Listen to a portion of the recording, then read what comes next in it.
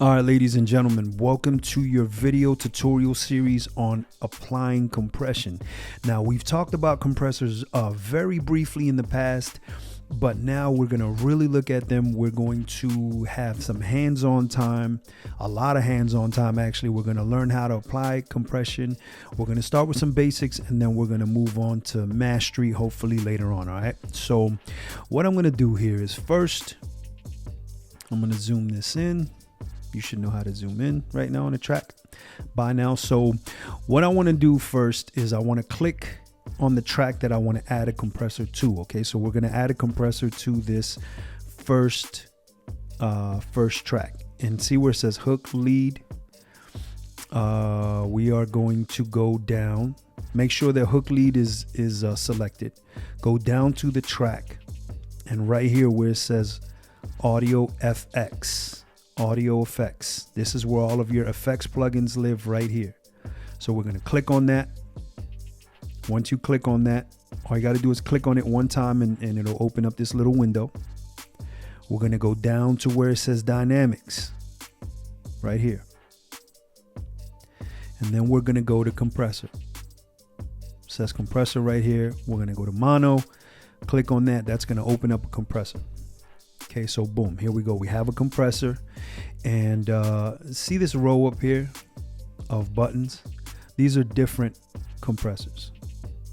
See that? Classic VCAs, opto, vintage. We are going to go with this one right here, Studio FET. We're going to go with this studio compressor, and we're going to compress this vocal to make it sound a little bit better and to make it, make it work. So cool, you should have your compressor open by now. Should look like this. If you haven't done this, please pause the video, go open up this compressor, and then come back. All right, welcome back. So I'm going to close the compressor for a second, and I'm going to show you how to reopen it.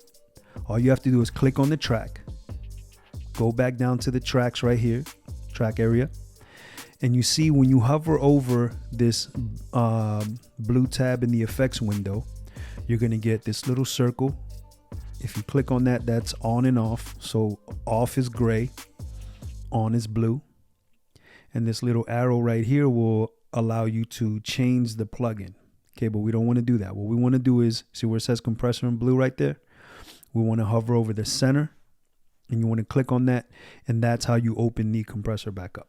Okay, now let's take a quick listen to this file. And as you can see, there are some parts here that are lower than others. Like these parts right here are pretty low. And notice that up here you got some peaks, right? That's going to happen anytime you're recording a vocal.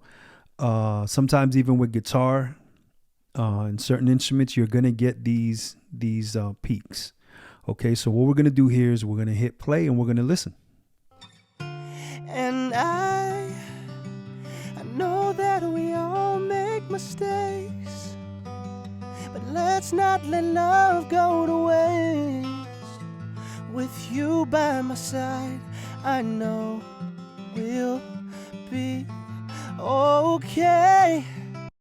Now you see, obviously these peaks means that he's louder. The bigger the sound wave, the louder, right? So what we're going to do here is we're going to go back to the compressor. We're going to open that up. Remember, make sure you click on the track, go down here to the audio effects window, click on the center, and that's going to open up the compressor. Now, when I introduced you to compressors in the beginning, I told you that the threshold is the ceiling, right? So let's look at this real quick. Right now we're at a minus 20 dB. So if we close the compressor, I'm just going to zoom in here real quick, and I'm going to draw a red line. This red line represents the threshold. Okay. Now, the lower the threshold, or the ceiling, right? Remember we talked about the threshold being the ceiling. The lower it's going to make this file or this transient. Okay. So what we want to do is we want to set a low, not super low threshold, but we want to lower the threshold so that we can make some of these peaks a little lower, and so that it all kind of evens out with the rest. Okay. So we're going to go back here. Remember, click on the track, Go here to the, I'm going as slow as I can. I'm repeating these a couple times and then I'm not going to repeat them. So here we go. Let's open up the compressor and let's take the threshold. We're going to click and hold and let's go to a minus 32. See that? I'm at a minus 32 dB on the threshold. Okay. Now I'm going to close. No, I'm going to keep the compressor open and I'm going to hit play. See this blue button right here?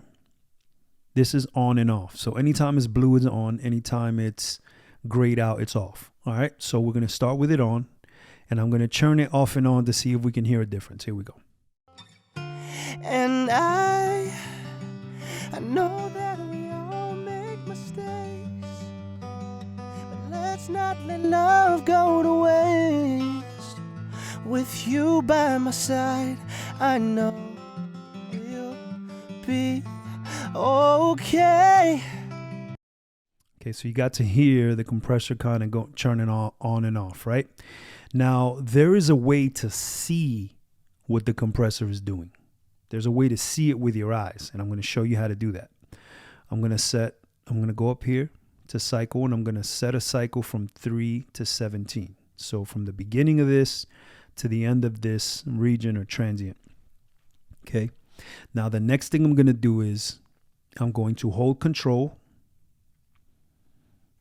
and I'm going to click on this region right here.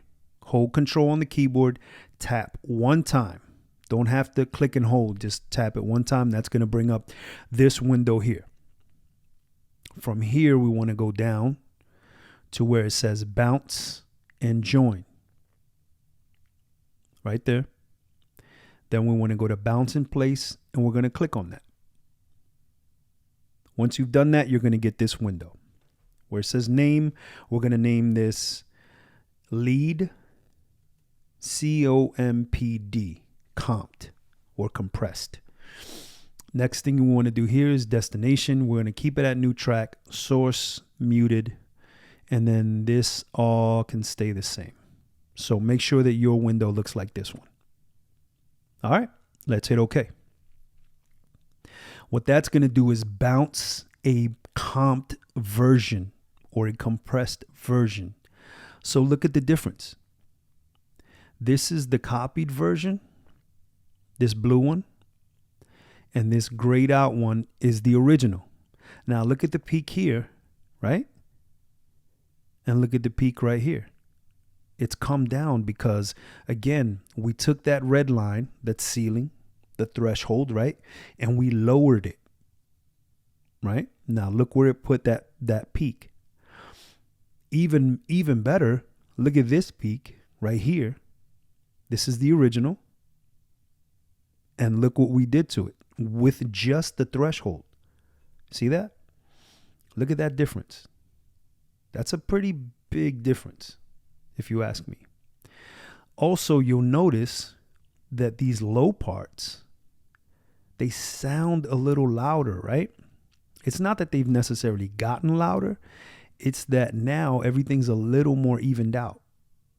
Okay, so we're going to click on this, the blue one, the comped one.